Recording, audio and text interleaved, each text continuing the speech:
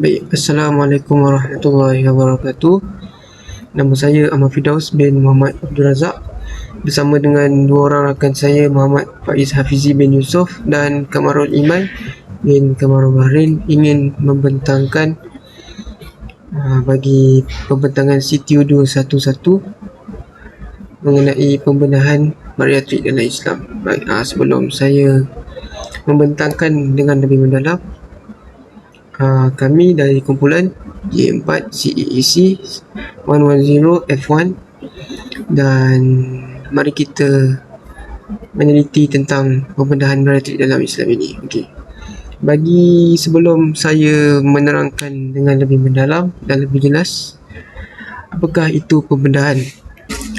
Pembedahan merupakan satu rawatan yang dilaksanakan oleh pakar-pakar perubatan dalam merawat penyakit-penyakit kronik dan sekaligus memperbaiki tubuh badan,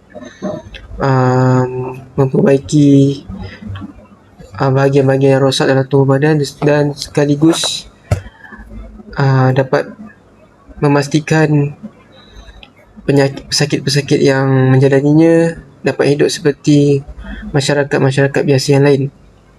Jadi kita akan lihat dalam pembedahan bariatrik pula. Pembedahan bariatrik merupakan satu perubatan moden yang diwujudkan seawal 1950-an, yang diperkenalkan oleh negara USA, iaitu negara tertinggi. Okey, apakah itu pembedahan bariatrik pula? Pembedahan bariatrik merupakan satu pembedahan di mana pesakit-pesakit akan mengubah suai organ dalaman mereka, iaitu dengan mengecilkan usus perut mereka, dan apabila mereka melaksanakan ini, mereka akan merasakan cepat kenyang apabila makan makanan. Dan untuk melaksanakan pembedahan ini, selalunya para pesakit yang terlibat adalah pesakit-pesakit yang mempunyai BMI, iaitu Body Mass Index, melebihi 30, atau kita dikenali sebagai penyakit obesiti. Dan untuk kos melaksanakan pembedahan bariatrik ini juga memerlukan kos yang boleh dikatakan amat tinggi, iaitu sekitar RM30,000 Malaysia sehingga RM42,000 Malaysia. Dan ia memerlukan banyak prosedur untuk melaksanakan pembedahan ini. Kepada kita sebagai seorang yang beragama Islam, kita perlulah melihat kepada aspek hukum dan nilai melalui agama kita tersendiri. Mengapa pentingnya hukum dan perundangan Islam ini? Perundangan Islam ini merupakan satu perundangan yang diturunkan oleh Allah Subhanahu Wa Taala untuk menjaga kemaslahatan manusia di dunia serta di akhirat. Okey. Dan gagasan perundangan Islam ini pula dikenali sebagai maqasid syariah ataupun falsafah perundangan Islam. Dan ianya dibincangkan berlandaskan Al-Quran dan hadis dari seluruh jumhur ulama dari seluruh dunia, dan ianya juga dilihat melalui perspektif situasi serta keadaan semasa. Jadi kita akan melihat dengan lebih mendalam melalui pandangan Islam tentang pembedahan bariatrik ini. Seterusnya, objektif pembedahan bariatrik ialah mengenal pasti dan menjelaskan berkenaan hukum serta pandangan Islam tentang pembedahan bariatrik. Kemudian, menguraikan kepentingan serta kelebihan berkaitan pembedahan bariatrik. Yang terakhir, menjelaskan tentang ciri-ciri pesakit yang layak menjalani pembedahan bariatrik ini. Kemudian, ciri-ciri pesakit yang layak mendapati pembedahan bariatrik ini ialah pesakit yang BMI-nya melebihi 35 di umur 20 hingga 39 tahun. Kemudian, mempunyai sekurang-kurangnya satu penyakit serius, iaitu diabetes type 2 atau penyakit kencing yang tidak lawas yang serius. Kemudian, antara ciri-ciri yang lain ialah dipastikan mengubah cara hidup dan pemakanan yang sihat.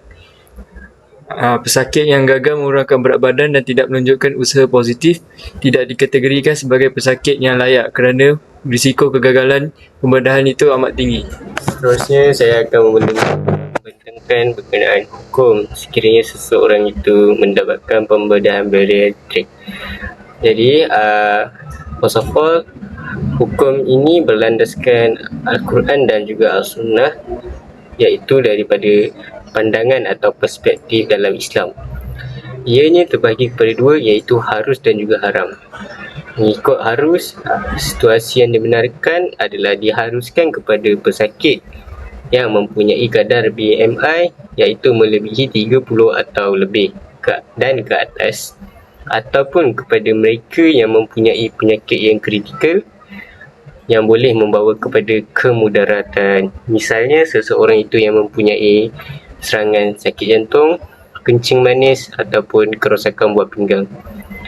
Selain itu, haram adalah hukum yang kedua.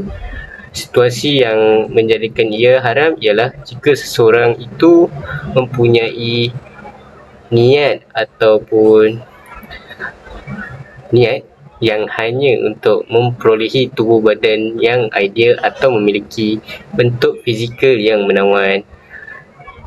Jadinya kalau seseorang itu dia tidak memenuhi kriteria yang ditetapkan, contohnya kriteria yang ditetapkan iaitu BMI melebihi 30 dan ke atas, ataupun mempunyai penyakit kronik selain seperti yang telah saya beritahu, jadinya niat itu tidak boleh digunakan untuk mendapatkan rawatan pembedahan bariatrik. Ia boleh dijatuhkan haram jatuh hukumnya, iaitu kepentingan dan kelebihan mendapatkan pembedahan bariatrik.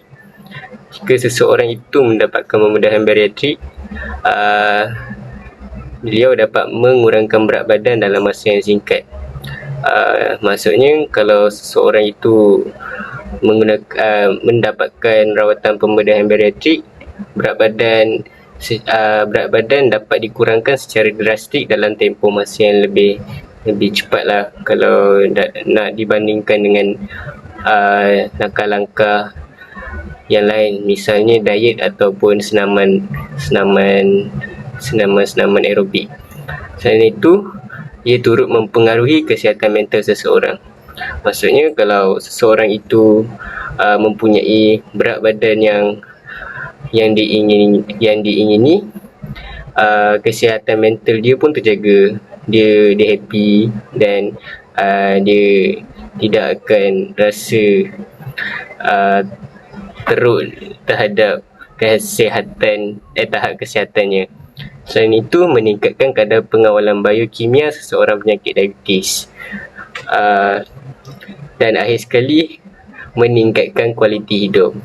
Kualiti hidup dia pun terjamin. Dia tidak rasa hidup dia sia-sia kalau dia mendapatkan rawatan pembedahan bariatrik. Sekali, itu saja daripada kami. Terima kasih. Kerana dimulai, maka perlu juga diakhiri. Jika diakhiri tanpa mulai itu, bukan presentation tapi masalah hati. Okay guys, jangan lupa subscribe, like and comment di Dermawan Farhan. Thank you.